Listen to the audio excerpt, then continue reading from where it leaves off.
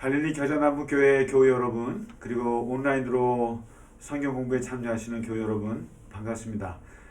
이제 날씨가 많이 추워지고 또 특별히 코로나가 또 3차 대유행을 또 맞아서 굉장히 어려운 시기를 또 겪고 있는데, 우리 교회 여러분 늘 건강하시고 또 방역 수칙 잘 지키셔서 잘 지내시길 바랍니다.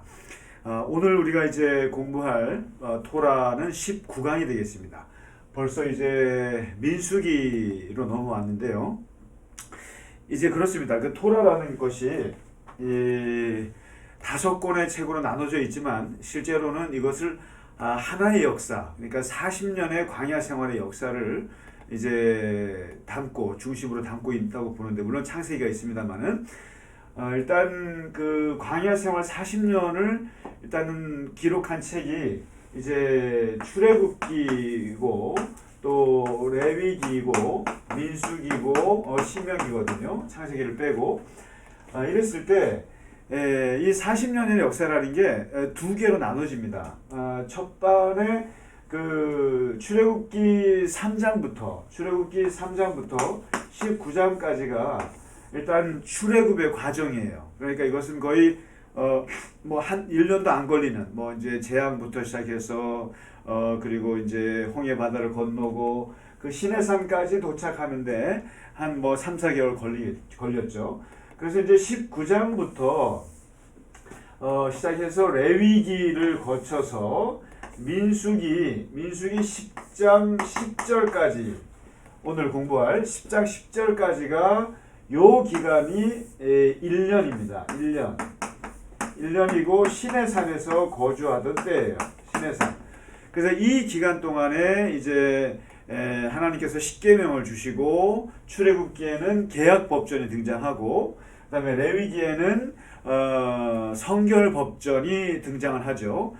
그다음에 이제 동시에 성막을 어떻게 지을 것인가. 그래서 이 법전과 계명과 그리고 이 성막 이 중심으로 해서 1년 동안 시내산에서 훈련을 받습니다. 모든 지침을 다 받는 것인데, 이것이 이제 민수기 10장 10장까지 이제 진행이 되는데, 그 다음에 민수기 10장 11절부터 이제 그 36장까지 요 기간이 사실상 38년의 시간이 됩니다.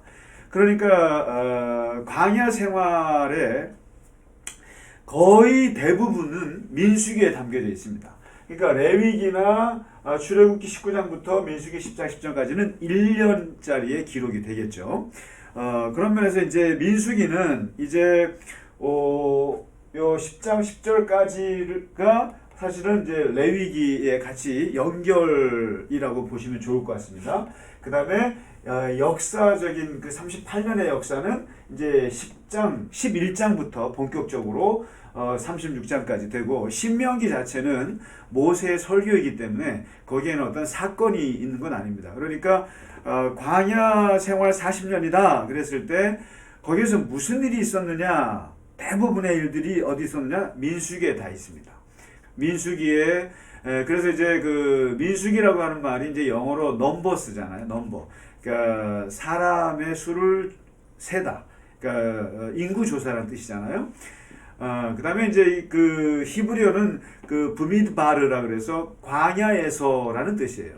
노래에도 광야라는 게 있지 않습니까? 근데 이 민수기는 광야에서, 그러니까 광야의 몇 년? 38년의 역사를 담은 책이 민수기라는 것이고, 그리고 거기에서 얼마나 많은 그 이야기들이, 그리고 하나님 앞에 불순종하고 반역하고 전진했다가 후퇴하고 무너지고 내려앉고, 그리고 모세가 실수하고, 이런 모든 것들이 다 어디 있냐면은 바로 민수기입니다. 그래서 우리가 광야의 영성을 공부한다, 그리고 우리의 인생은 광야라고 했을 때 그것은 사실은 민수기의 이야기들을 얘기하는 것입니다. 그래서 이제 오늘부터는 그 이제 민수기를 공부를 하기 시작하는데요. 먼저 중요한 그 이 단락은 민수기 1장부터 오늘 9장까지가 되겠습니다. 10장 10절까지.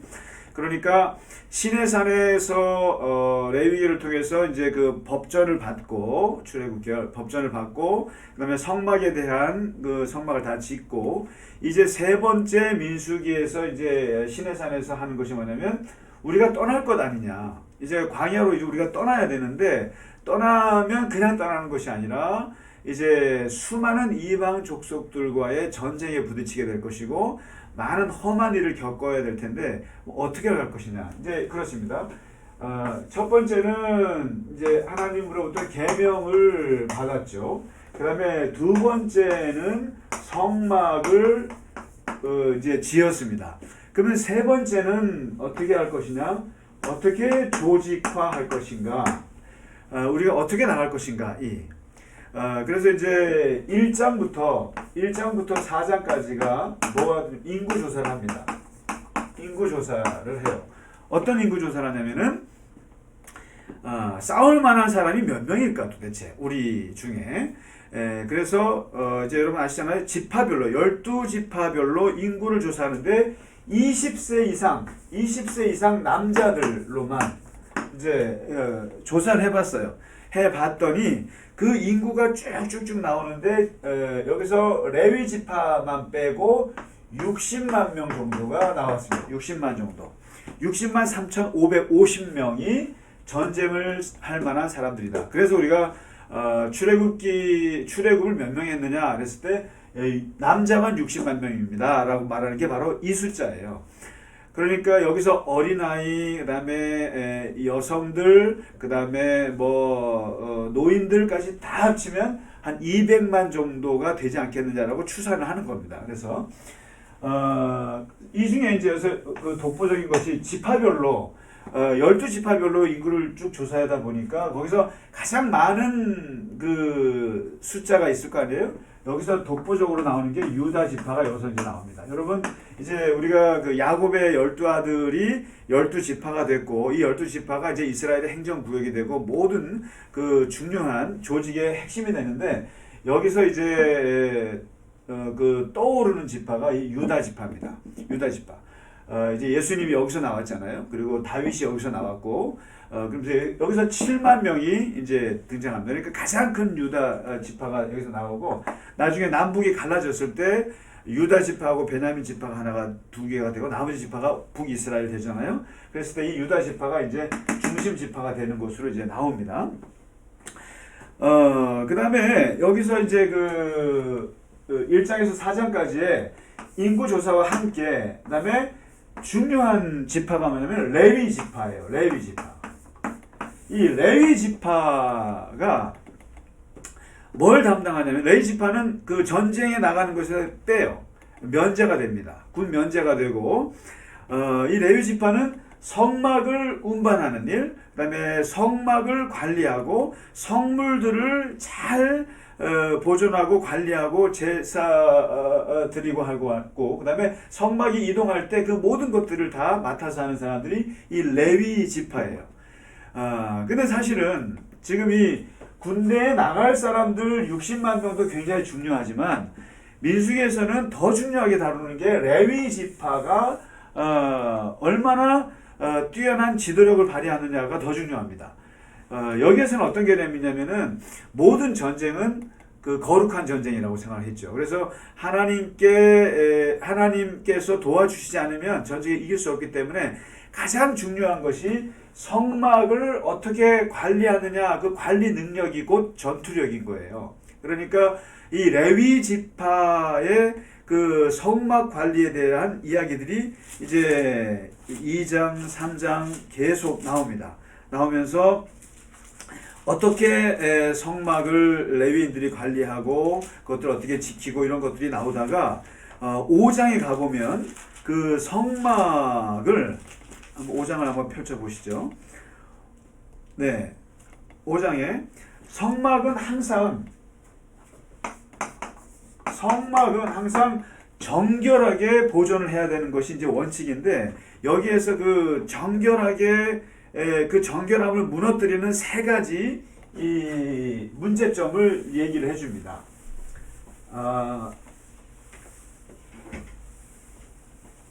성막이 정결하게 유지가 돼야 되는데, 예를 들면 부정한 사람이 있을 때는, 부정한 사람, 여기서 부정한 사람이라고 하는 것은 우리가 앞서 다뤘습니다만은 육체적으로, 신체적으로 문제가 있는 사람. 여기서 이제 눈이 나쁘거나 뭐 귀가 어둡거나 이런 거 말고, 성막 주위에 유출병이 있는 사람은 접근시키지 마라. 그러니까 몸에서 피가 흐르는 거, 이거 안 된다는 거예요. 유출병, 이런 사람들 접근시키지 말고, 그 다음에 사체를 만진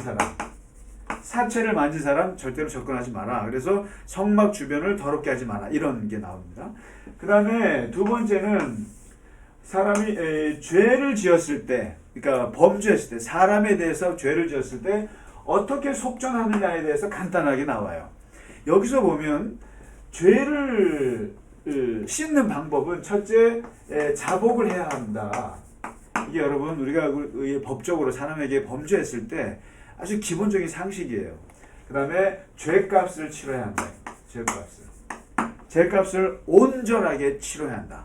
그러면서 여기서 죄값을 치른다는 개념에서 뭐가 나냐면은 당신이 손해배상으로 5분의 1의 재산을 줘야 된다는 거죠. 손해배상. 여러분, 이게 사람이 사람에게 피해를 줬을 때 미안합니다, 이걸로 안 되는 거예요. 죄송합니다, 이걸로 안 되는 거예요. 물질적인 피해를 입혔으면 물질적으로 그걸 배상을 해야 되는 거예요. 그리고 거기에 대해서 자복이라는 건 인정을 해야 돼요.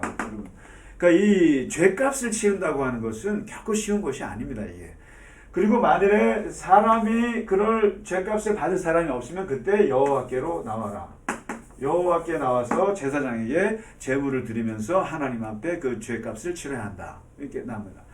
여기서 이제 우리 기독교인들의 이 죄값을 치르는 방식의 그 문제점이 나왔죠. 여러분 그 옛날에 밀양이라는 영화를 보면 거기에 보면은 그 전도연의 아들을 죽인 유괴범이 그 안에서 예수 믿고 한다는 말이 그거 아닙니까? 하나님이 나를 용서해 줬기 때문에 내가 너한테는 미안하단 말 하지 않겠다. 그때 전도연이 돌아버리잖아요.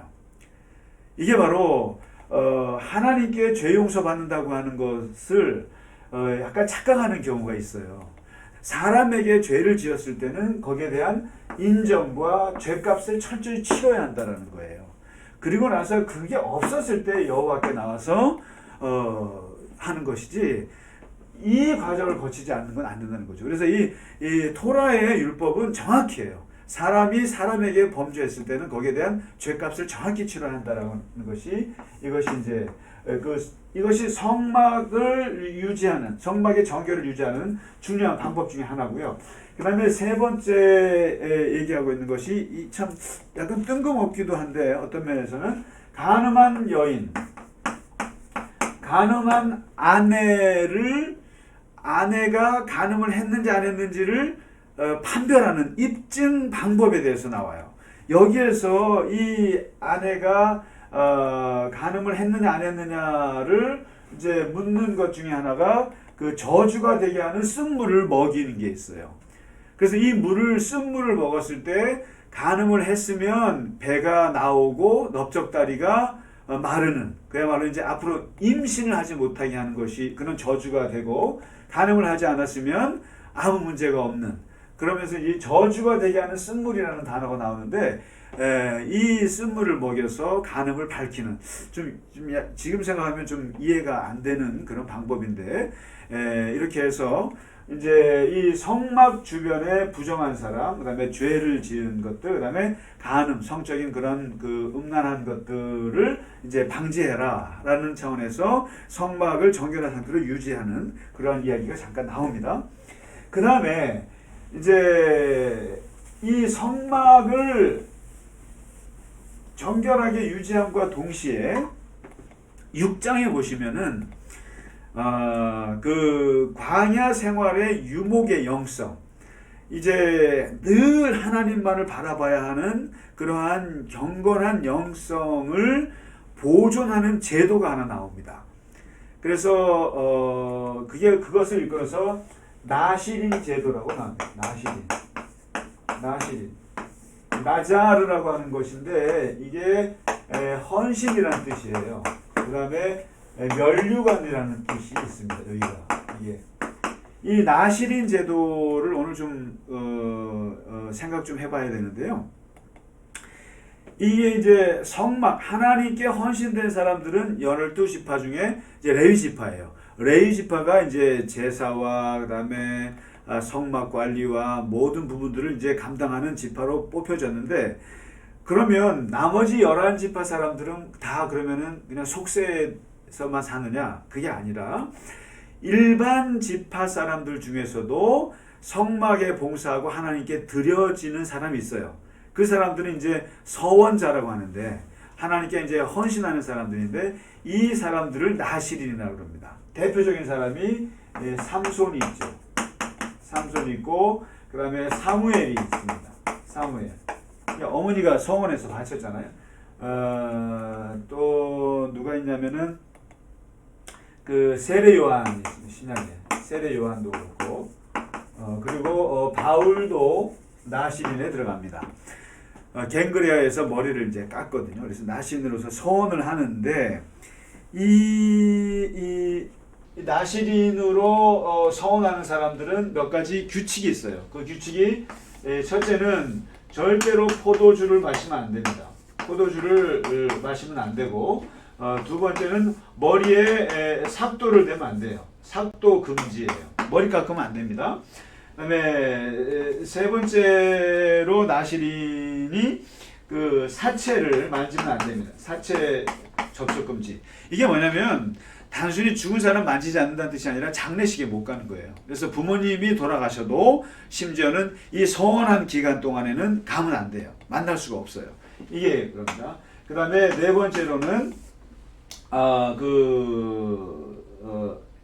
주택에서 살면 안 됩니다. 다시 말해서 이렇게 집을 짓고 살면 안 되고 텐트에서 이제 살고 그러는데, 이 나시린이라고 하는 것은 이 사람들은 그야말로 이 포도주라는 게 뭡니까? 다 농경 문화의 것들이에요. 주택이라고 하는 것도 농경 문화의 산물인데, 그래서 이 나시린의 대표적인 그 족속이 있는데 이런 사람들이 결국 이제 이 하나님만을 섬기는 헌신된 사람들의 그룹이 있는 거예요. 이 사람들이 이스라엘의 타락을 막는 그러한 사람들이 됐던 거죠. 대표적인 사람들이 레갑 족속이라고 있습니다. 레갑 족속이라고 있는데요. 이 아합 왕 때, 이세벨 왕 때 우상 숭배가 극에 달할 때 그 레갑 족속의 아들 요나답이라고 하는 사람이 이런 결단합니다. 우리 집안은 대대손손이 포도주를 마시지 않고 머리에 삭도를 대지 않고 사체를 만지지 않고 그 다음에 집을 짓지 않고 파종하지도 않고 포도원을 소유하지도 않고 오직 텐트에서만 살면서 살 것이다. 그러면 우리의 생명이 길리라. 그래서 이 레갑 족속 사람들이 300년 이상을 이런 식으로 살았어요. 그 족속들이요. 이게 나시린이죠. 그러니까 절대로 그 집을 짓고 살지 않고 뭘 소유하거나 이러진 않습니다. 않고 파종하지도 않고 그냥 주어지는 대로 유목 생활하면서 포도주를 마시지 않으면서 그러면서 이 경건을 유지합니다. 이 사람들이. 그래서 여러분 누가복음에 보면은 이제 그거 있죠. 예수님의 나심을 베들레헴 목자들이 천사들을 보잖아요. 근데 그 목자들이 되게 천하고 그리고 이제 천박한 사람들이라고 생각하는데 그렇지 않습니다. 어떻게 보면 이 레갑 족속의 후손이라고도 말을 해요. 다시 말해서 집을 짓지 않고 유목 생활하면서 하나님의 그 말씀을 지켜나갔던 사람들의 족속, 이 사람들이 예수님을 본 거죠. 그렇게 이제 해석들을 하는데, 이 나시린의 전통이 오늘날 어떻게 이어지냐면은 소위 말해서 수도원으로 이어지는 거죠. 수도원으로도 이어지고, 그 다음에 이제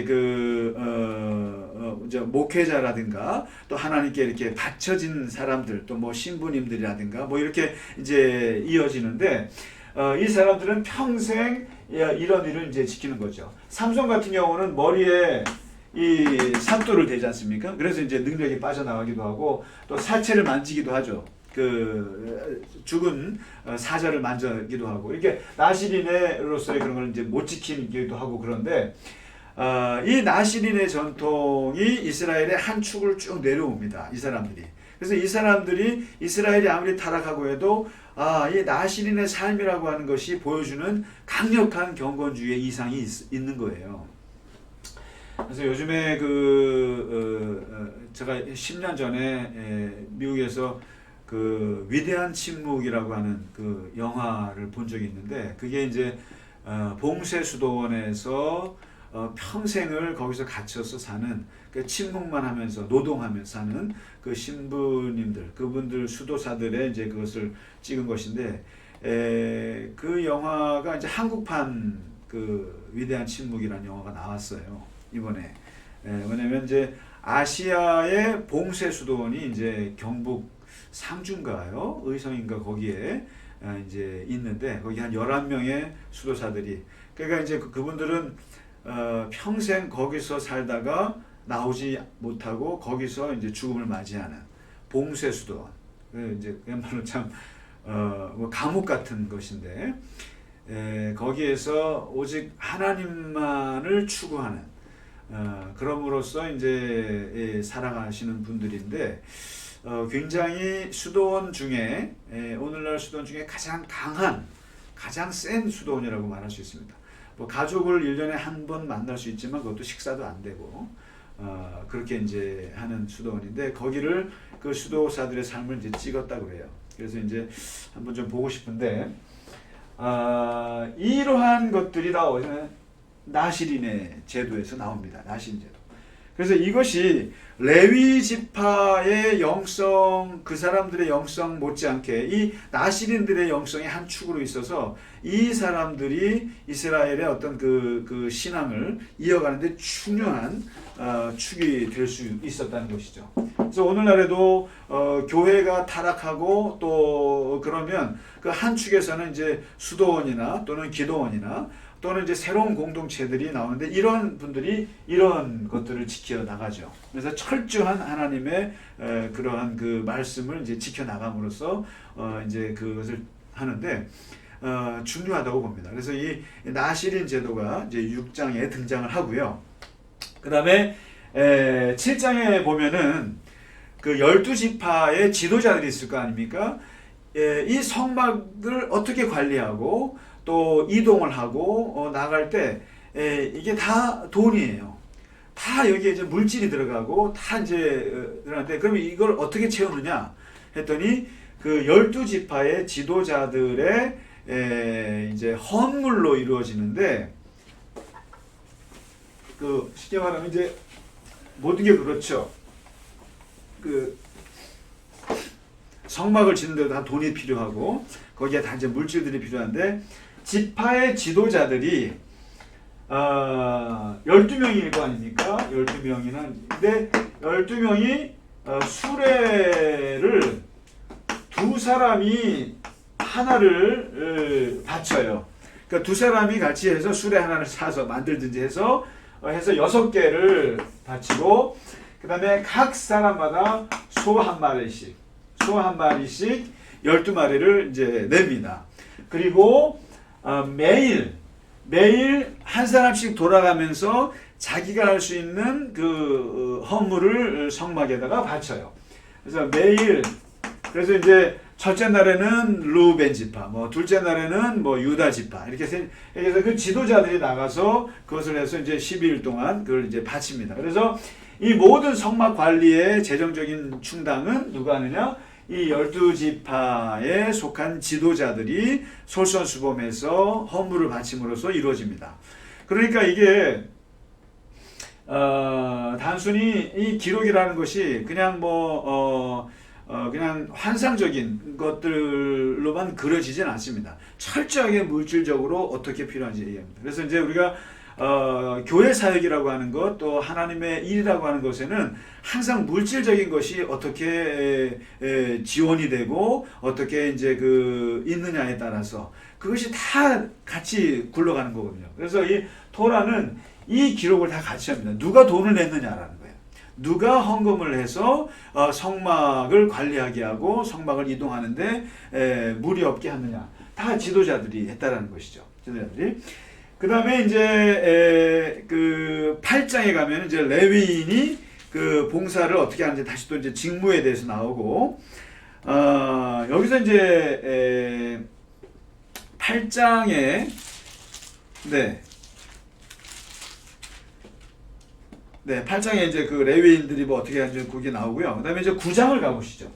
9장에 이제 의미 있는 게 하나 나옵니다. 이제 시내산 생활 이제 1년 다 끝났어요. 끝나서 이제 출발하는데, 시내산에 들어올 때가 이제 그 1월 14일, 이게 언제입니까? 그 6월절이에요. 6월절인데, 이제 두 번째 6월절 1월 14일이 돌아왔어요. 그래서 이제 두 번째 6월절을 이제 지키고, 이제 출발하기 직전입니다. 이제 광야로 이제 출발해야죠. 가나안으로 가야 되잖아요. 출발하는데, 여기에서 두 번째 유월절을 지키려고 하는데, 이제 사람들이 다 몸을 정결하게 하고, 그리고 이제 하나님 앞에 나와서 이제 그 유월절을 지켜야 되는데, 문제가 생긴 거예요. 어떤 문제가 생기냐면은, 시체를 만진 사람들이 나타난 겁니다. 시체를 만지고 사체를 만진 사람들이 등장을 해요. 그게 부정해진 거예요. 그래서, 이 사람들이 이제 사체를 만졌으니까 성막에 나아갈 수가 없잖아요. 그리고 이제 유월절을 지킬 수가 없으니까 이 사람들은 이제 배제가 되는 거 아닙니까? 배제가 돼야 되는데, 이 사람들이 이제 모세에게 문제 제기를 한 거예요. 보시라고, 우리가 사체를 만지려고 해서 만진 것도 아니고 어쩌다 이렇게 만지게 됐는데, 우리 같은 사람들이 이렇게 소중한 유월절을 지키지 못하면 이거 너무 억울하다. 이거 뭔가 좀 생각해 봐달라. 고려해 달라라고 이제 청원을 합니다. 쉽게 말해 이제 청원을 했는데, 모세가 그 얘기를 들어보니까 그럴듯해요. 그래서 이제 하나님께 내가 기도하고 하나님께 답을 받겠다 하고 이제 하나님께 기도하면서, 이거 어떻게 해야 됩니까? 이 사체를 만진 부정한 사람들이 나타났는데, 얘들을 그 유월절은 지금 1월 14일 다가왔고, 이거를 뭐 연기할 수도 없고, 이걸 어떻게 해야 됩니까? 하니까 하나님께서 뭐라고 하시냐면은, 1월 14일 날 유월절을 행하고, 만일에 사체를 만져서 부정한 사람들은 2월 14일 날 유월절을 하라는 거예요. 여러분, 여기서 이게 기가 막힌 본문이에요. 하나님의 율법이라고 하는 것의 융통성을 보여주는 거예요. 그러니까 1월 14일이 저거야, 6월절이야, 무조건 예외 없이 다 지켜야 돼, 이게 하나님의 법이야. 그렇지 않습니다. 하나님의 율법도, 하나님의 법도 이렇게 불가피하게 죄를 짓게 된 사람들에게는 한 달을 연기해 준 거예요. 그러니까 우리가 보통 보면 어떤 뭐 수능을 며칠을 치른다. 근데 코로나가 너무 심해서 연기한 거예요. 그리고 또 뭐 무슨 일이 있으면, 사람의 삶이라고 하는 것은 굉장히 많은 그게 있어요. 유연성이 있고 많은 예외적인 일들이 있다 이 말이죠.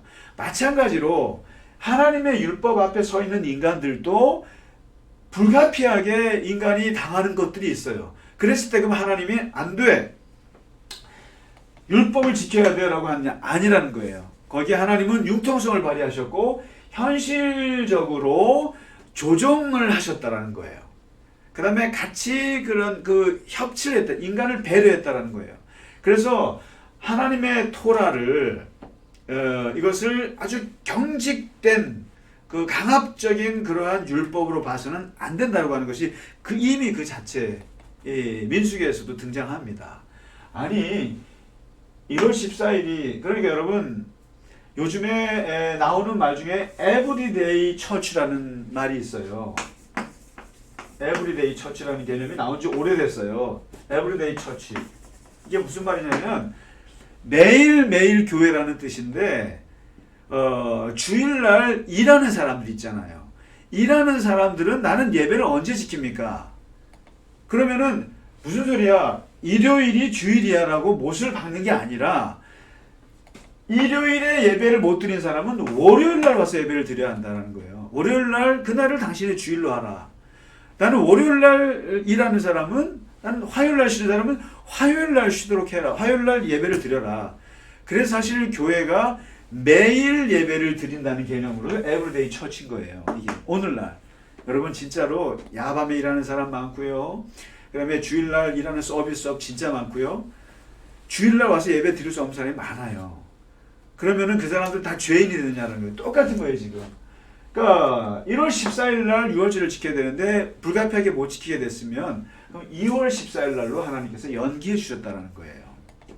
그래서 하나님의 말씀을 이 경직된 눈으로 보게 되면 이것은 그야말로 율법이 되는 겁니다.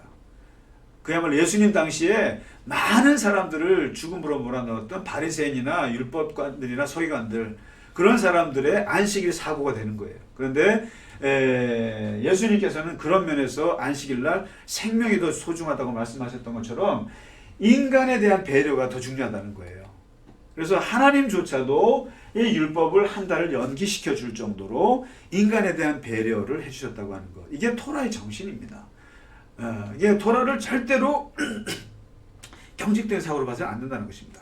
그 다음에 이제 마지막으로, 오늘 마지막으로 이제 그 9장과 10장에 보시면 이제 어떻게 전진하느냐에 대해서 나오는데, 전진하는 방법은 두 가지가 나옵니다. 두 가지가 나오는데, 이제 모든 전진은 구름 기둥으로 한다. 구름 기둥. 그러니까 구름 기둥이 성막에 딱 머무르면 멈추고, 그다음에 구름 기둥이 떠서 전진을 하면 그때 전진하는, 모든 전진과 후퇴는 다 이 성막을 중심으로 해서 구름 기둥의 인도에 따른다. 그다음에 이제 그다음에 사람들을 소집하고 출발하는 것은 나팔을 분다. 나팔을 어떻게 불면 집합하는 것이고, 어떻게 불면 출발하라는 나팔이 있고, 어떻게 불면 정지시키는, 이렇게 나옵니다. 근데 여기에 이제 요거까지가 이제 10장 10절까지, 그렇게 해서 우리가 어떻게 나가고 후퇴하고 하는 것들을 구름 기둥에 의지해서 나팔 소리에 따라서 이제 움직이기로 했는데, 여기에서 이제 한 가지 재밌는 에피소드가 하나가 나옵니다. 그게 뭐냐면 출발하기 전에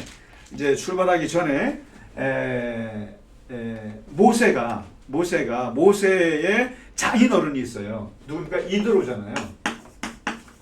이드로, 장인의 아들 호밥이라고 하는 사람이 있어요. 호밥.